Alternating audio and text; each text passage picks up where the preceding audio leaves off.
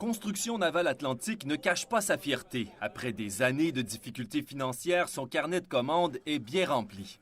Le chantier naval de Bac-à-Raquette est enfin de retour à l'action. L'entreprise est sur le point de livrer son premier bateau. Le premier à quitter le hangar depuis 35 ans. On voulait aller chercher le bateau du futur, donc on s'est rendu en Europe.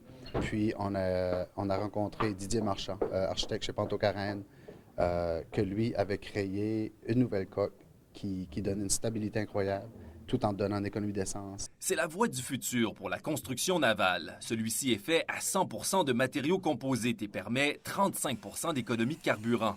Des navires plus performants, tant pour la profitabilité que pour l'éco-responsabilité. La tendance va aller vers un navire vert, c'est-à-dire un navire sans empreinte environnementale, sans rejet. L'expertise doit s'allier avec l'expérience pour y arriver. Le chantier naval de Forillon allie la recherche fondamentale et appliquée pour créer des bateaux plus verts. On est toujours en recherche et développement de ce côté-là pour faire des bateaux plus performants, plus éco-énergétiques, plus faciles d'entretien. La construction de ce navire pour la garde côtière canadienne en est un bon exemple. Mais l'avenir de l'industrie ne repose pas seulement sur cette approche. Ce qui s'en vient présentement, c'est la qualité du poisson.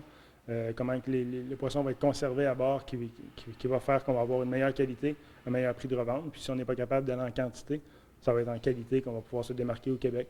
Le bateau-usine permet de répondre à cet objectif. Toutes les étapes se trouvent à bord du même bâtiment, de la pêche à l'emballage. Dans le fond, c'est un crevettier qui fait la transformation à bord. Donc, on sauve l'étape de l'usine de crevettes.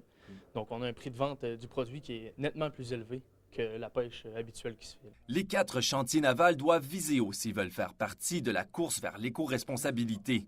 Le minimum d'empreinte écologique signifie aussi le maximum de profit.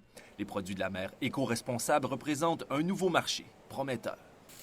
Alexandre Courtemanche, Gaspé.